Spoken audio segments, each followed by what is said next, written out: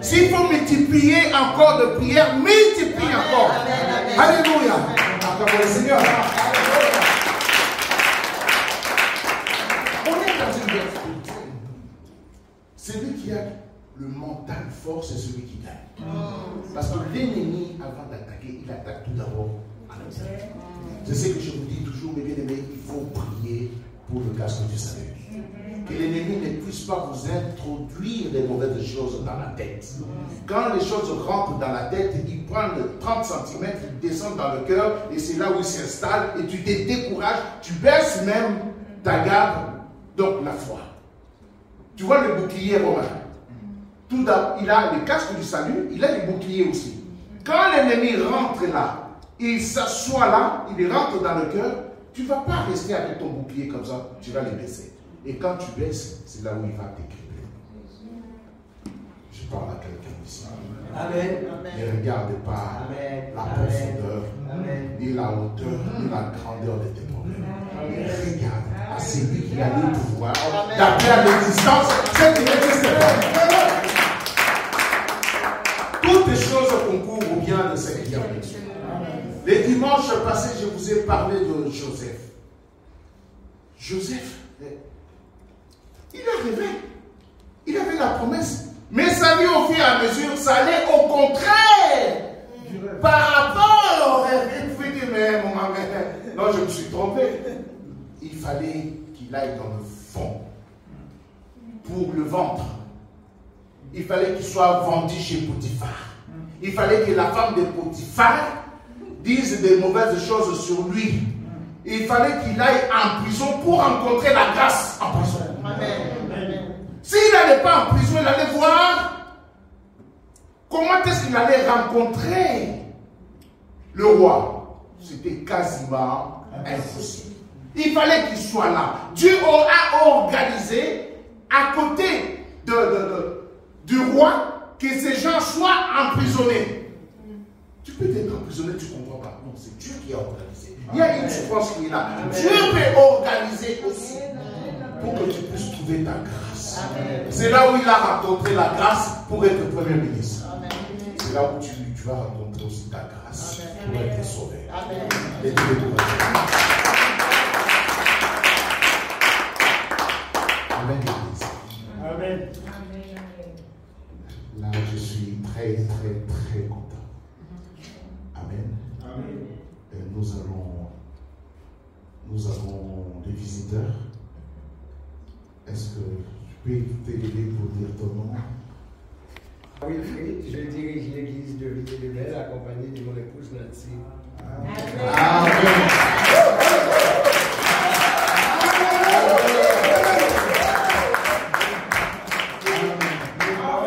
Membre de l'église, enfin de la fédération pentecôtiste.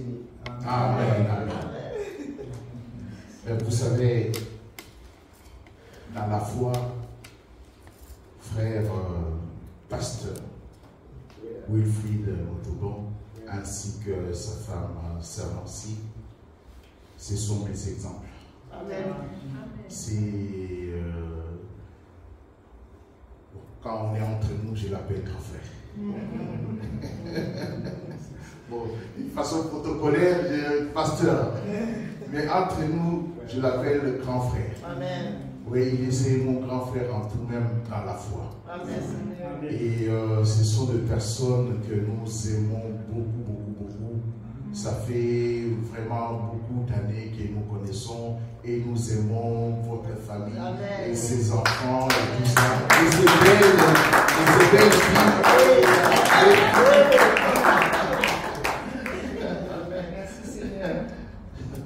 J'aime bien le pasteur parce que il dit toujours, bon, je ne dis pas que d'autres personnes disent fausse, mais il dit toujours vrai.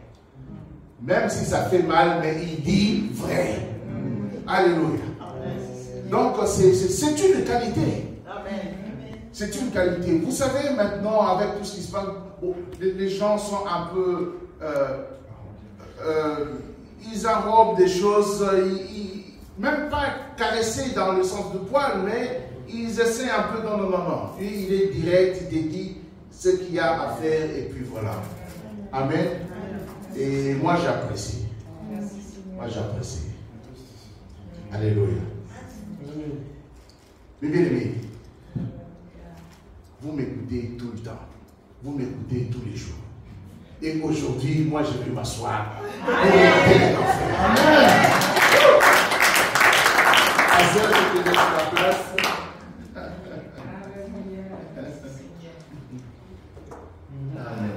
Il est encore chaud.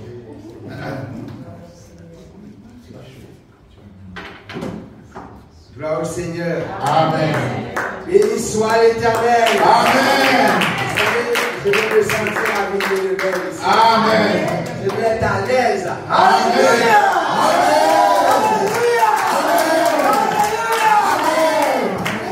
Je me sens bien. Amen. Je suis content d'être ici. Et avant que je parle, je voudrais vous présenter mon épouse qui aura à vous encourager pendant quelques minutes. Si le Seigneur a mis sur son cœur de tout dire, eh ben, ce sera aussi bien que je serai comme le frère, mon pasteur aimé. Amen. Amen. Viens ma soeur Nancy. Alléluia. Amen. Gloire au Seigneur, frères et sœurs. Amen. Gloire au Seigneur. Amen. Gloire au Seigneur. Amen. Alléluia. Je suis tellement contente d'être ici. Moi, ce n'est pas ma première fois, ça fait la troisième fois que je viens. Amen. Et je suis venue, j'ai eu l'honneur d'être invitée dans une mobilisation de femmes. Et donc, à cette époque-là, pour la première fois, Sœur Brigitte m'avait fait honneur de m'inviter à porter la parole. Et ce fut vraiment de très très grands moments. Amen. Et il y a les sœurs qui m'ont accompagné, m'en parlent encore. Donc ce fut vraiment une très très grande bénédiction. Il y a une autre fois encore, c'était il y a 2 ans, où je ne me rappelle pas si c'est l'année dernière, en tout cas. On est encore revenu. C'était tellement bien parce que quand c'est bien, on recommence encore. Amen. On aime quelque chose, on en profite un maximum. Donc, nous sommes revenus. C'était encore des grandes bénédictions. Amen. Et ce matin, je voudrais vraiment honorer notre Seigneur Jésus et qui m'a fait grâce d'être avec vous. Et je suis tellement contente. Amen. Et ce que je vais vous dire là, c'est bon, il a parlé de vérité, c'est vraiment la vérité. Il y a ma fille Windy, je sais que le frère Aimé, c'est un frère, un garçon qui est entouré de filles, alors que nous avons notre seule fille, et bien frère Aimé est fan de notre fille aussi. Et Windy, elle me parle du moment, dès que frère Aimé me voit de les promotions, il veut, même moi, je n'ai même pas le temps d'aller le saluer, c'est lui-même qui vient vers moi. Donc c'est un frère, et vraiment, frère Aimé, c'est quelqu'un vraiment de bien. Alors donc je vous dis, donc notre sœur Brigitte, et donc la famille, tu es une cabessa aussi, c'est ça? Oui. Voilà. Et les ex-cabessa. Les ex-cabessa, voilà, ok, il n'y a pas de problème. Et donc il y a Alain qui m'appelle Tati, enfin je suis sa tante. Puisque je suis la tante d'Alain, donc je suis donc la tante de Brigitte aussi. Alors voilà, donc pour vous dire que nous sommes donc de la famille et nous sommes si contents, nous sommes si fiers de cette famille. Amen. Alors donc aussi, je suis encore doublement honorée, alors que mon mari, je sais qu'il devait venir ici, et à Villeneuve, bon ici la maison, c'est ma maison, je connais déjà. Amen. Et donc je me faisais vraiment une joie d'être avec vous. Et puis il me dit que oui, le frère Aimé a dit, oui, tu peux prendre 10 minutes pour un encouragement. Je dis, ah bon? Même hier, je me posais la question, je dis, tu es sûr qu'il a dit ça? Il me dit, oui, il l'a dit. Ah, ben s'il l'a dit, parce que je ne voulais pas dire de bêtises, parce que le temps qu'il me présente, et que je dis à l'Assemblée que mon mari a dit que tu avais dit, j'avais 10 minutes alors que ce n'était pas ça. Alors hier soir, j'ai voulu vérifier, je lui dis, tu es sûr qu'il l'a dit? Il m'a dit oui, il l'a dit. Alors donc merci mon frère Aimé, merci de me faire confiance et merci de me donner ce privilège de pouvoir encourager l'Assemblée.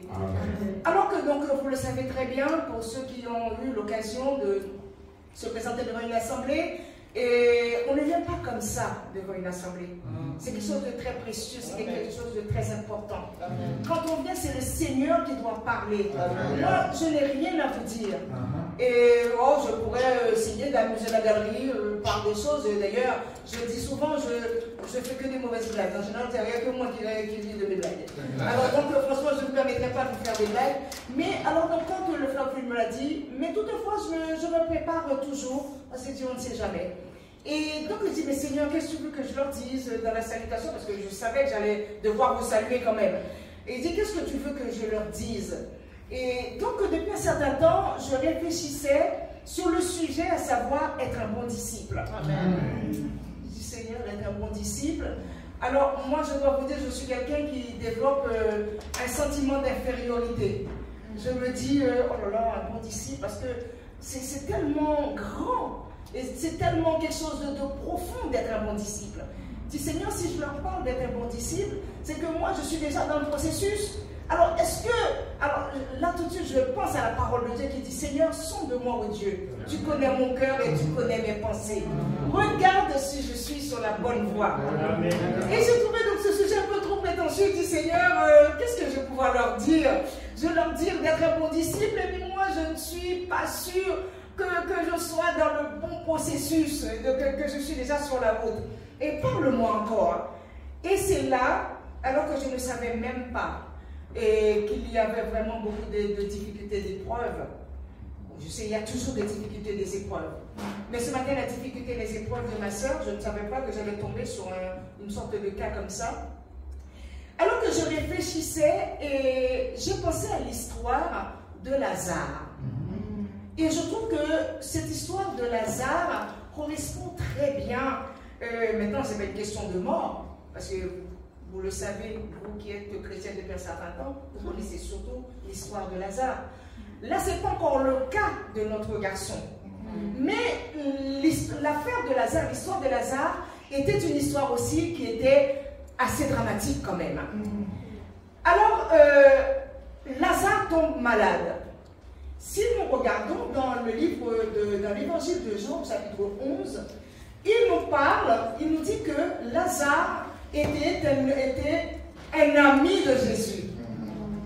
En fait, l'ami de la famille, l'ami de Marie, et vous savez très bien comment Marie, elle s'était prosternée au pied de Jésus, l'a adoré, l'a essuyé ses pieds avec ses cheveux, donc des signes d'obéissance et de respect vis-à-vis de Jésus. Alors donc, son frère Lazare tombe malade, qui est l'ami de Jésus. Alors ma soeur, ne pense pas que tu l'aies abandonné. Non, non, non, non, non. Et il fait savoir à Jésus, parce que chacun de vous, compris moi, je tombe malade, j'ai un ami qui est médecin, la première chose que je vais faire, c'est l'appeler, mon médecin. Cet ami médecin qui me donne quelques tuyaux. Qu'est-ce que je dois faire? Est-ce que tu n'en connais pas un bon médecin? Alors Marie et Marthe ont fait savoir cette nouvelle à Jésus.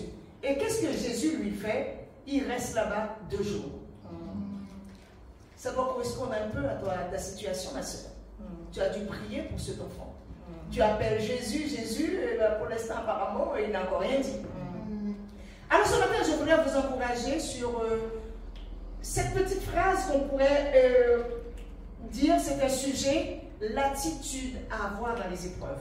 Amen.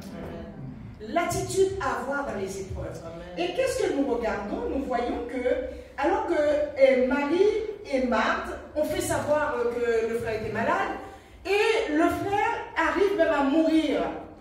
Et Jésus arrive alors que le frère était déjà mort. Là, beaucoup d'entre nous, on dirait, oh, c'est trop tard. On commencera à s'énerver, à être content, à être fâché.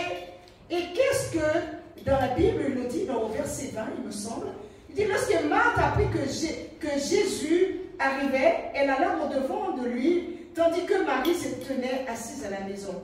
Marthe est allée au-devant de lui. Amen. Moi, personnellement, quelqu'un que j'ai appelé alors que j'avais un problème, mon frère aîné que j'aime beaucoup, je l'appelle, il frère aîné, j'ai un souci, il ne vient pas jusqu'à ce que mon souci arrive à un point extrême, que j'en sois même, je ne parle même pas à mourir, en tout cas que je n'ai pas de solution à mes problèmes, alors que je sais qu'il était capable de faire quelque chose. Amen. là, Marthe savait et Marie savait que quand la présence de Jésus est là et qu'il y a des choses qui se passent. Des malades, des personnes qui sont enseignées peuvent être délivrées. Il a devant lui dit, Seigneur, si tu avais été là, si tu étais là, mon frère ne serait pas mort. Alors tout ça, ça montre que Marthe croit encore dans la présence de Jésus. Mais la seule chose qui a échappé Marthe, c'est que Jésus, notre Dieu, il est omniprésent, omnipotent. Alléluia. Il était encore là où il était. Et quand il a parlé, d'ailleurs à Marthe, il a dit que c'est pour que la gloire de Dieu soit manifestée. Alléluia. C'est pour la gloire. Parce qu'il y en a beaucoup qui ont besoin de voir de ces choses-là. Jésus savait. Alors donc Marthe, encore une fois, continue à croire en Jésus. Et il lui dit, mais où est-ce que vous me dites, mais Seigneur, ça fait longtemps, il est déjà mort, c'est trop tard, on ne peut plus rien faire. Il a dit, allez, allons, me montrez là où vous l'avez déposé. Et puis ils ont pu dire, bon, mort c'est mort, hein, pas besoin d'y aller, il n'y a plus rien à faire. Et bien encore, on voit encore l'obéissance de Marthe et de Marie. Alléluia. Ils y sont allés. Alléluia. Et qu'est-ce que Jésus a dit? Roule la pierre. Alléluia. Alléluia. Alors, je voudrais vous encourager de rester dans une bonne attitude de foi. Amen. Amen. Quand l'épreuve est là, les épreuves sont là. Ne laissez pas vos esprits vagabonder par-ci par-là. En laissant l'ennemi, comme le frère a dit tout à l'heure, à vouloir vous prendre votre joie, à vouloir prendre votre espérance. Gardons une bonne attitude. L'attitude de foi. Parce que dans celui que nous croyons, ce n'est pas n'importe qui. C'est le roi des rois.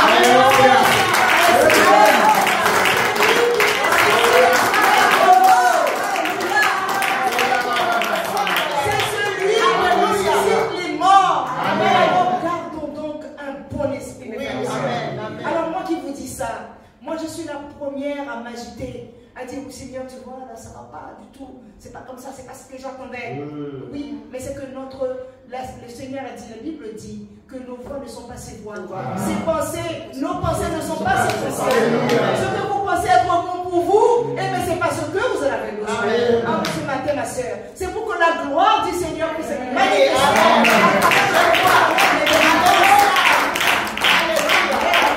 Mais il y a un mais. Si et seulement si. Je suis obligé de te le dire parce que je l'ai dit, il faut qu'on dise la vérité ici. Amen. Si et seulement si tu continues à faire confiance au Seigneur. Amen. Même quand tu vois les choses sont de plus en plus compliquées. Apparemment, c'est le cas. Ça peut être encore plus compliqué, ma soeur. Alors, je t'invite, je t'encourage. L'évangile de Jean qui parle de cette histoire et de cette attitude à avoir, chacun de nous ce matin, nous devons garder cette attitude. Une bonne attitude, l'attitude de foi. L'attitude de rester ferme et inébranlable dans ce que l'on croit. Amen. Et ce que nous croyons en Jésus. Celui qui donne la vie, celui qui délivre. Amen. Et ce matin, je le crois.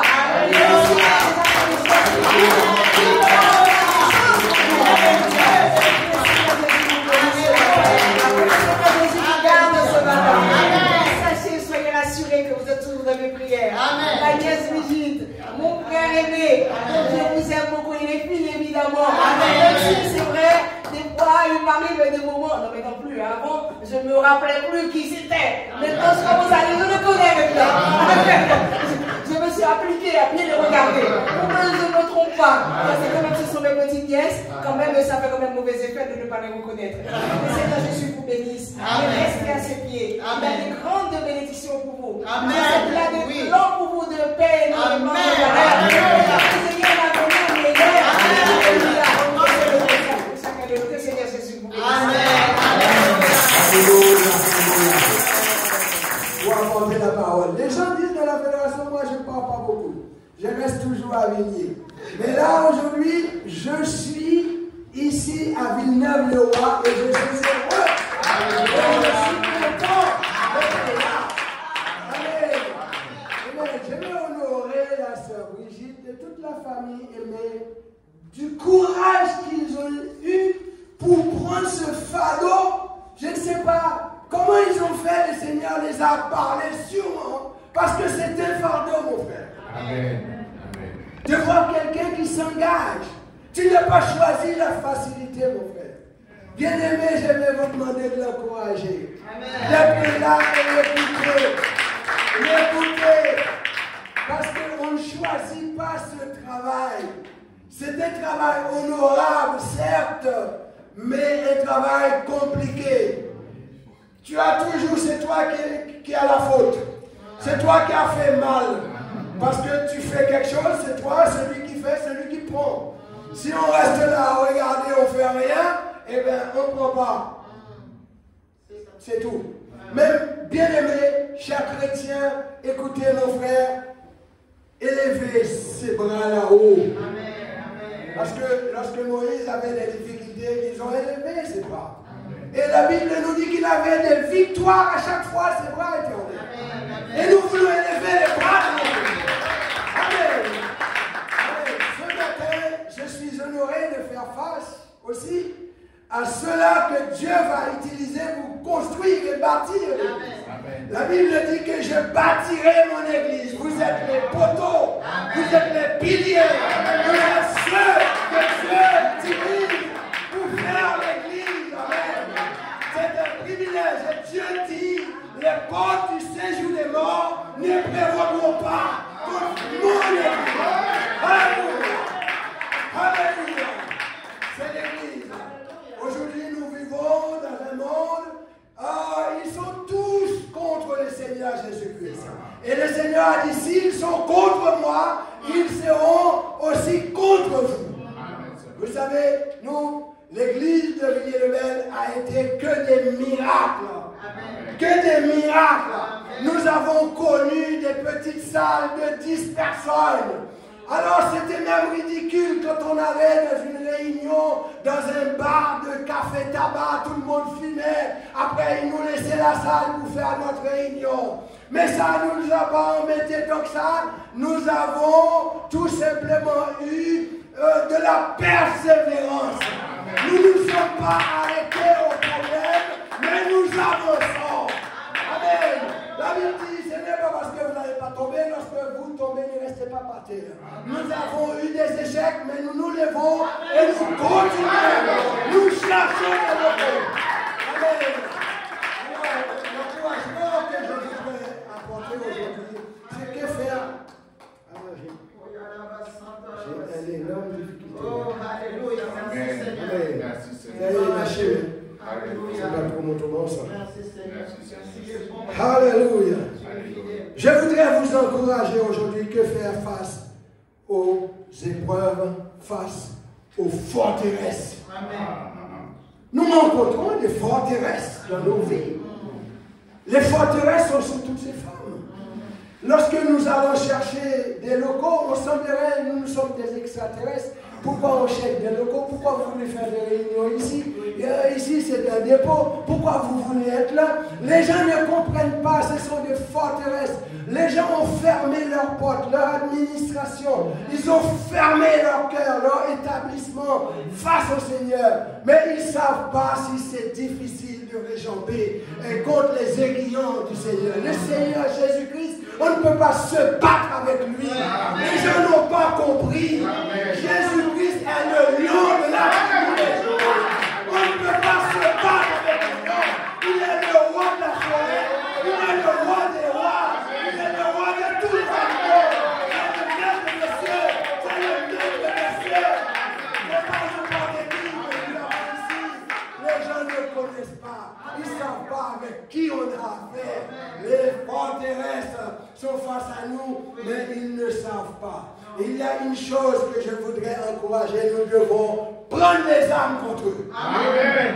Ce n'est pas avoir des kalachnikovs, ce n'est pas avoir des 32, des fusils, mais nous savons que la Bible dit de Corinthiens 10, les armes avec lesquelles que nous allons les combattre ne sont pas charnelles, mais elles sont puissantes pour renverser les forteresses.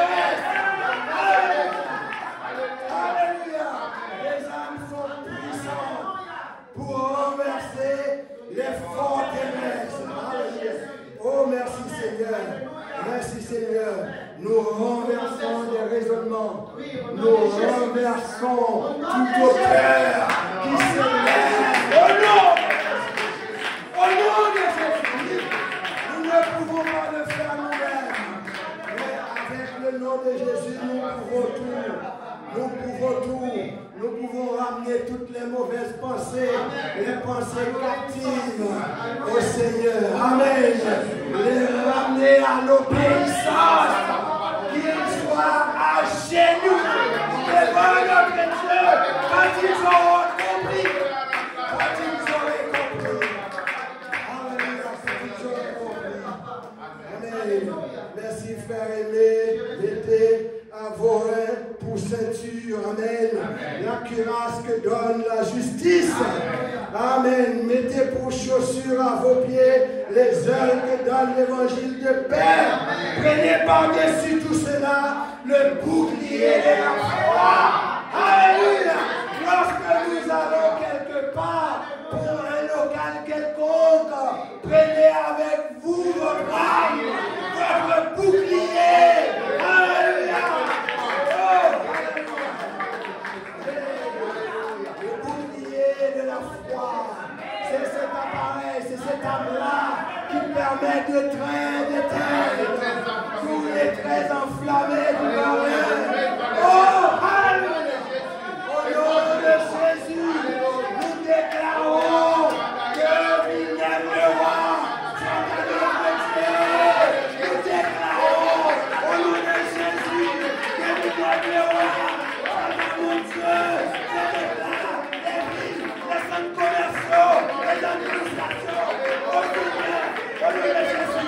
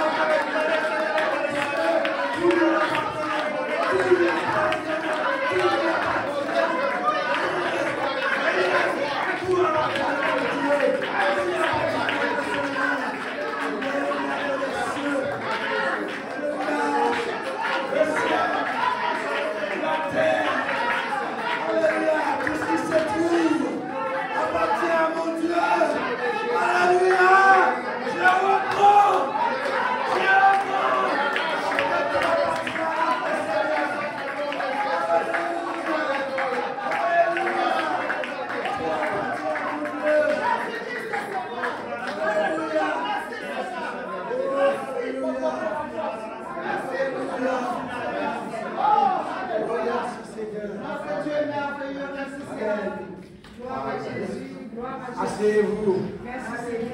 Alléluia. Oh, amen. Je veux vous dire, il faut faire en tout temps toutes sortes de prières et de supplications. Veillez à cela une entière persévérance. Priez pour tous les saints comme nous avons fait. Merci mon frère, il a prié pour tous les saints, pour tous les besoins, pour tous les problèmes. C'est ce que nous devons faire. Et là encore, la Bible nous dit de prendre courage. Le Seigneur vous dit à vous, prenez courage. Parce que j'ai déjà vaincu le monde pour vous. C'est une victoire acquise. La victoire est déjà acquise. Lorsque nous allons là-bas, nous allons au terrain conquis. C'est notre terre. Ça nous appartient. On le répond. Le Seigneur dit, prenez courage, je les ai déjà battus pour vous. Amen. Soyez forts, prenez courage. Amen. Amen. Oui, le Seigneur nous dit aussi qu'il y aura des tribulations. Il y aura des tribulations. Ne restez pas seul. Je serai avec vous. Les épreuves sont là, le Seigneur nous le dit déjà. Les épreuves, toutes les épreuves font partie de la vie du chrétien. La Bible nous dit, après avoir été seulement éprouvé, il faut passer par là. C'est un chemin, on est obligé de passer par là. Oui. Mais le Seigneur nous dit, vous recevrez la couronne après les épreuves. Faites face. Allez face à l'ennemi. Allez dans le camp de l'ennemi. N'aie pas peur. Allez avec force reprendre ce que le voleur, l'ennemi nous a déjà volé. C'est des choses qui nous ont pris, qu'on va reprendre. Oh, merci Seigneur. Quand on regarde la vie de Paul, Paul n'avait rien à envier. Quand on parle du serviteur Paul, il a parlé des souffrances énormes. Mais une des choses qu'il a conclues, j'ai pu tout par celui qui me fortifie. Lorsque vous allez dans le camp de l'ennemi, vous ne serez pas seul. Parce que Jésus sera toujours avec vous. Le Seigneur vous connaît. Vous savez qu'il dit, vous serez haïs, mais pas même un seul de vos cheveux. Le cheveu de votre tête sera arraché. Pas même une branche. Ça nous permet d'être confortables. Quand nous y allons, sachez que Dieu, qui était en Christ, je profite, réconciliant le monde avec lui-même, est avec vous. Et si Dieu est avec vous, qui sera contre vous? Vous avez les âmes, vous avez la force, vous avez le courage, et Jésus vous connaît, Jésus vous approuve. Il dit allez, je vous envoie, et je serai avec vous. J'ai fait l'expérience. Lorsque nous avons commencé avec le pasteur Laporte, qui est au nord, qui est quelqu'un d'extraordinaire, quelqu'un qui ne sait pas lire, mais quelqu'un qui est capable d'arrêter dans le bus, il annonce l'évangile. Vous savez, est-ce que nous sommes capables de faire ça? Vous arrivez dans le bus, vous tenez debout comme le Seigneur l'a fait dans la fête des tabernacles. Il arrive dans une grande foule, on ne l'a pas invité, il se met debout et il crie si quelqu'un a soif, qu'il vienne à boire. Vous voyez ça? Pasteur Laporte, c'était le pasteur qui était capable d'arriver dans le bus et prêcher l'évangile. Tu le connaissais ça, le pasteur? Si, moi je le connais. Il prêchait partout, il allait. Alors, quand on lui donnait la salle de tabac, nous sommes arrivés, ce n'est pas ce qu'on souhaitait, mais c'est ce qu'on a trouvé. Parce que les forteresses étaient devant nous, ils ont fait barrière. Mais alors, je les ai vus toutes tomber, ces forteresses. J'ai vu de mes yeux la grâce de Dieu sur l'église de Villiers-le-Bel.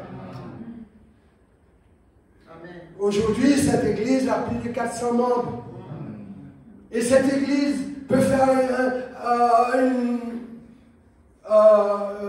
faire jusqu'à 18 baptêmes par réunion. Et des baptêmes du Saint-Esprit, on peut avoir dans les 18 au moins 8. C'est une bénédiction. Et c'est des choses que j'ai vues. Une des choses que j'ai vues, je n'ai pas été, je n'ai pas parlé. Le Seigneur a parlé. Nous avons acheté un terrain. Et nous étions en train de penser à une construction. Et nous avons pris un architecte pour nous aider à faire les plans, etc.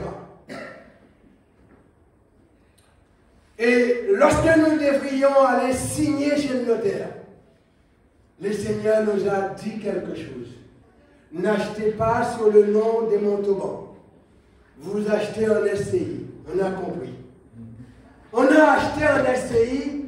Pourquoi? Parce que on ne voulait pas que les gens voient ces Montauban qui va faire une église dans la zone. Et moi, j'avais une maison que j'avais donnée à l'église pour se réunir. Et le dimanche, quand les gens, les services se terminent, on voit la foule qui était là devant les maisons, les voitures qui démarraient, plus de 200 personnes en train de démarrer dans un petit coin de pavillon, une zone pavillonnaire, ça se voit. Alors, dans leur tête, ils se sont dit, si eux, ils arrivent là, ils montent une église ici, ça va être un problème pour nous. Alors on va tout faire pour les empêcher de mettre l'église à cet endroit-là. Le Seigneur nous a fait savoir ça. Rien ne se passera, vous savez, contre l'église. Le Seigneur l'a déjà dit. Vous pouvez tout faire, mais quand c'est le moment où le Seigneur dira oui, c'est assez, et ce sera fait au nom de Jésus. Et j'ai fait mon plan, j'ai déposé, enfin on a monté notre SCI, on a fait le plan, on a déposé à la mairie, maintenant ils ont vu que c'est nous. Voilà, c'est déjà acheté, ils ont refusé le permis. Ils ont refusé le permis. Là commence un peu les complications. Nous, on a persévéré dans la prière. Il y a eu des prières pour le maire, des prières pour l'adjoint au maire. On prie. On prie pour tous les gens. Et puis à un moment, l'architecte s'est même déplacé lui-même. Je ne sais même pas, je ne suis pas allé. Et l'architecte va leur dire, si nous avons droit à avoir une église là, et je suis sûr qu'on a droit, même si c'est pour une personne, il y aura une église ici. Amen. Amen. Et oui, le Seigneur a parlé. Le Seigneur a parlé. Et il y a eu, effectivement, une réunion. Ils se sont dit, comment on va faire? Ils ont demandé à l'architecte de se représenter. Et on n'a pas de rampe maintenant d'handicapés. C'est pas possible, le projet n'est pas viable. L'architecte, vous savez, nous, dans notre culture, nous, on porte l'handicapé pour aller se faire baptiser en haut. On a notre baptistère qui est en haut. Je dis, mais le baptistère, là où il est là, quelqu'un qui est handicapé ne peut pas monter. Et bien l'architecte dit, nous, dans notre culture, le Seigneur Jésus demandait de porter les handicapés. C'est l'architecte qui me fait ça. Peut-être que je n'aurais pas eu, moi, cette astuce, cette chose-là pour dire, mais lui, il a dit. Et finalement, on nous a donné un permis où on peut se réunir 350 personnes. C'est une grâce de Dieu. Mais je vais vous donner les témoignages parce que c'est important de rester là où vous êtes et y aller, savoir que le Seigneur ne vous abandonnera jamais. On a dit que les portes du séjour de mort ne prévaudront pas contre l'Église. Il faut persévérer. Vous êtes les piliers qui sont là. Vous êtes en train de construire une église là. Alors, moi, j'ai dit que je suis honoré de savoir, j'ai vu ces personnes qui sont les piliers, vous savez. Je ne serai peut-être pas là, mais les enfants, vous allez avoir l'église, c'est sûr.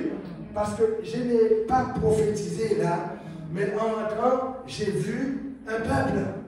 En ouvrant cette porte, j'ai vu un peuple. J'ai dit que je devais prophétiser cela avant que je commence à prêcher. Mais je le dis entre parenthèses, on va y arriver. Alors que nous avions un moment qui était très compliqué. Vous savez, quand on va construire une église dans une zone, surtout dans notre zone à nous, il y a des pavillons à droite, des pavillons à gauche. C'était un garage, un grand garage Renault qui était là. Nous avons acheté le terrain avec le garage. On doit construire à l'intérieur. Le plus stressant, on doit afficher le permis de construire pendant 2 mois. Si dans 2 mois, personne ne dit rien, ils ne peuvent plus rien dire. C'est la loi. J'ai affiché mon permis. Le Seigneur les a tous aveuglés dans mon quartier. Personne n'a rien vu. Oh, alléluia. Personne n'a rien vu. Quand ils se sont réveillés, ça a été là, non?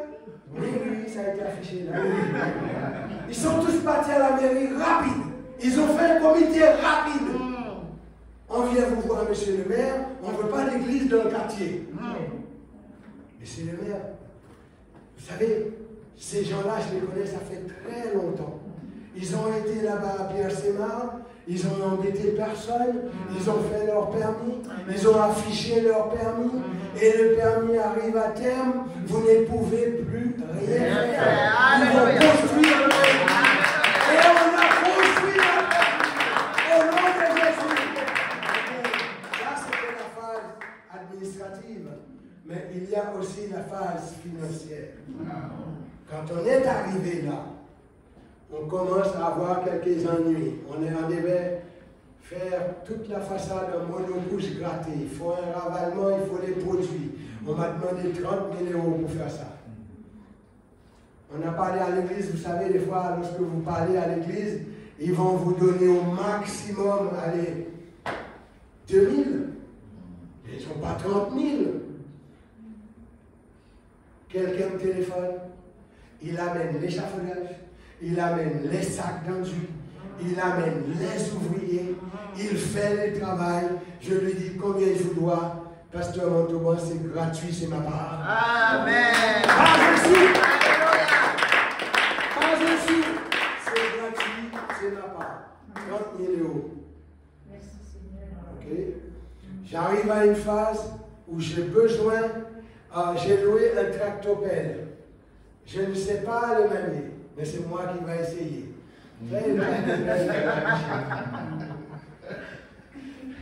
On a loué ça. On nous dit le week-end, c'est 1 000 €. D'accord. J'ai pris pour 1 000 €. Et j'ai un petit camion Ben qui est là à ma disposition. Chose que je ne savais pas, c'était le week-end férié et je devais jeter la terre quelque part. Toute la terrasse que je devais faire, je devais enlever la terre et aller la mettre quelque part. La machine, j'ai déjà engagé ma machine, j'ai déjà pris la location. Je ne peux pas, c'est un camion qui me l'a emmené, c'est un truc lourd. Ah, je commence alors à avoir des problèmes. J'ai dit, si je ne fais pas le travail, je dois payer. Et l'Église ne peut pas se permettre des choses comme ça. Si on fait le travail, c'est puis on paye pour ce qu'on a à faire. Et bien ce jour-là, je me suis dit, Seigneur, qu'est-ce que je veux faire? Vous savez, c'était une montagne de moi. Je dois faire, je n'ai pas l'endroit pour jeter la terre, tout était fermé. J'ai donc décidé, je vois un endroit, à côté de chez moi, pas même 150 mètres, voire 200 mètres, maximum. Je vois un endroit et une grande barrière ouverte, et l'endroit n'est pas préparé, c'est en friche, dans un bas-fond comme ça. Je rentre avec mon premier camion de terre, je bascule. J'ai été encore, on m'a rechargé, personne ne m'a rien dit. Je bascule. Je continue à basculer jusqu'à 18 h. Plus personne, j'ai fini le travail. Après, je rentre à la maison. Ma femme m'a dit, où est-ce que tu as mis les terres? J'ai dit, j'ai trouvé une barrière ouverte. J'ai tout déposé là. Ah ouais? Non mais je peux aller te montrer où c'est. Hein? Je suis allé, j'ai trouvé la barrière fermée. Jusqu'à aujourd'hui, c'est fermé, je ne sais pas. Qui a ouvert, qui a fermé pour moi? Qui a ouvert, qui a fermé pour moi? C'est un ange qui est venu ouvrir. C'est un ange qui est venu fermer. On a acheté, personne n'a rien demandé jusqu'à aujourd'hui. Quand je regarde la zone, c'est ce qu'ils avaient besoin. La terre pour remplir le bas-fond. Ils ont rempli le bas-fond. Ce que j'ai fait, c'était pas un mal parce qu'ils avaient besoin de la terre pour remplir le fond qu'il y avait. Et le Seigneur avait prévu ce coup-là pour mettre la terre. Il a ouvert. Qui a ouvert? Je ne sais pas. Dieu est grand. Dieu est grand. Quand tu fais les choses, le Seigneur dit de Paul, si je demande, prévoyez pour mon église. Mettez ça devant le Seigneur. Je suis arrivé maintenant à faire l'enrobé du parking. L'enrobé du parking. Et j'ai fait les déroutés en ciment parce que je n'avais pas le moyen pour faire l'enrobé. J'ai demandé un devis 25 000 €. Et je me suis mis à penser comment le Seigneur, il a déjà ouvert des portes. J'étais comme Élie, hein, le Seigneur a fait beaucoup de choses, mais après je restais là à dire, mais qu'est-ce que Dieu va faire encore? Comment je vais trouver cet argent? L'Église n'a plus rien parce qu'on demande tellement. Voilà ce qui va se passer. je vais passer dans la tête. J'avais quelqu'un que j'ai connu. En tant qu'entrepreneur, je l'ai connu. Il travaille dans les terrassements de la ville. Si je pouvais les trouver, il y a 5 ans, j'ai plus contact, j'ai plus de téléphone, tout est perdu. J'ai plus de téléphone de ce monsieur qui fait le terrassement, qui aurait pu me sauver. J'ai pensé cette affaire-là à une distance de 50 mètres plus loin. Le monsieur me téléphone. J'ai dit, mais quel miracle de Dieu. J'ai dit, c'est extraordinaire. Il me téléphone. Monsieur Montauban, j'aurais besoin de vous, j'ai du travail à vous confier. J'ai dit non, mais c'est pas vrai. Si, mais j'ai plus besoin de vous que vous avez besoin de moi. Et pourquoi? J'ai un terrassement, j'ai un parking à faire. Oh, mais non, vous inquiétez pas de ça, venez me voir d'abord. Je suis allé le voir, il m'a donné du travail et il est allé faire mon enrobé gratuitement.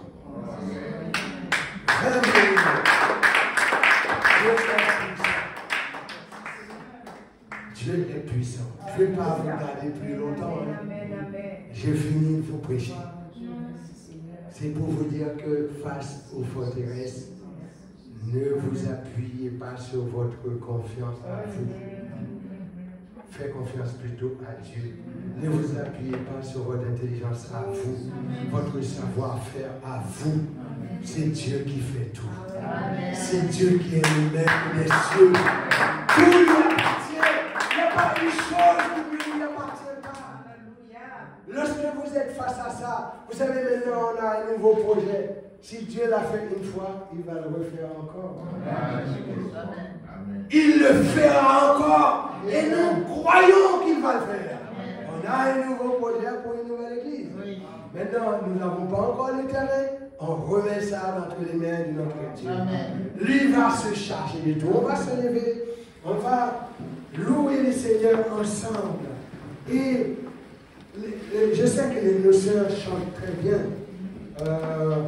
Nos sœurs peuvent chanter de très beaux cœurs pour nous. Alors que je vais arriver à la conclusion. Amen. Amen. Hallelujah. L'une des récompenses pour la fin, c'est lorsque le frère Paul a conclu.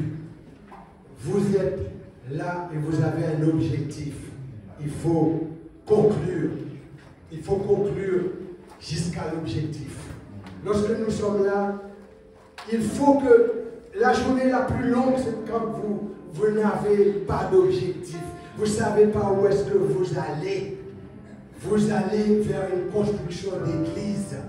Aujourd'hui, là, nous ne sommes pas forcément confortables. Nous sommes bien. Mais le Seigneur veut nous donner plus. Souvenez-vous de cela. Le Seigneur a appelé Abraham. Abraham était très confortable. Très confortable dans sa zone à lui, dans son pays à lui. Le Seigneur lui dit, quitte ton pays, de ta patrie, là où tu es. Tu vas dans le pays que je te montrerai. Et là-bas, tu seras le père d'une grande nation. D'une grande nation. Vous ne savez pas, vous aujourd'hui, le Seigneur dit, je vous envoie. Et si vous êtes confortable, il l'a même dit, si cette ville n'est pas bonne, mais allez dans une autre. Et il dit, ceci jusqu'à ce que je reviendrai. Vous, chrétiens, vous devriez savoir et rester enracinés. Vous savez que le Seigneur vous dit, face aux épreuves, comment il faut faire. Il faut prendre les armes. Il ne faut pas baisser les bras. Il faut y aller. N'arrêtez pas, parce que le Seigneur vous appelle. Il vous appelle. Il vous envoie. La Bible dit, Abraham, il s'est levé, il est parti.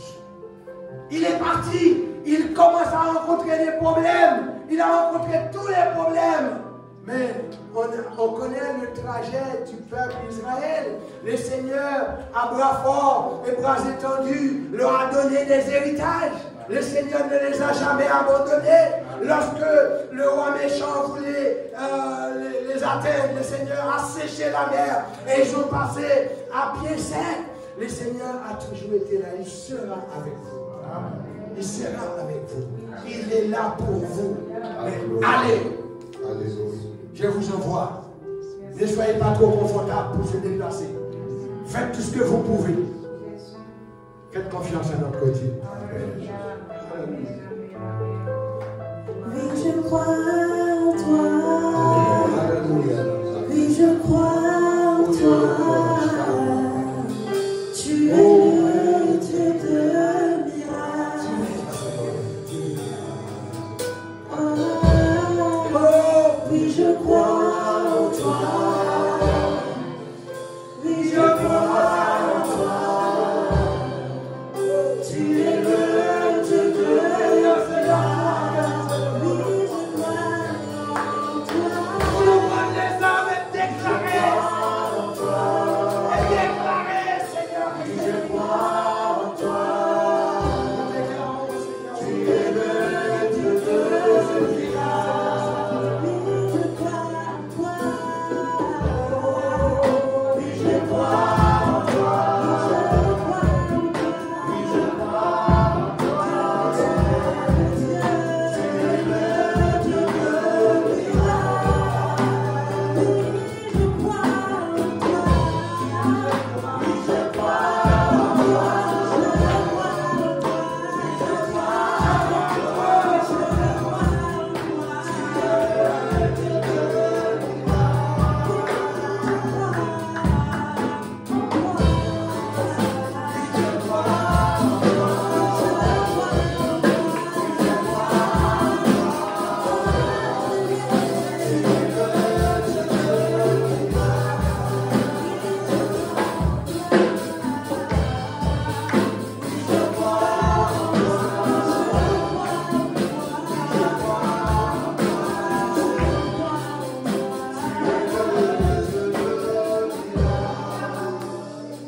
Nous allons prier ensemble pour les portes qui sont fermées. Nous allons mettre devant notre Dieu toutes les chaînes et on va les briser au nom de Jésus. Il y a des dépôts, il y a des salles qui sont fermées, ils ferment leurs portes, ils ne veulent pas donner. On va prier que le Seigneur délivre cette église-là. On va déclarer ces locaux au Seigneur, même quand ils ont des propriétaires, mais ils ne savent pas qu'ils appartiennent à notre Dieu. On va les déclarer ensemble. On va prendre les armes. On va aller au combat. Alléluia. On va lever nos voix pour briser les chaînes qui sont fermées, les portes qui sont fermées, les chaînes, les casses, la cassée de la prison.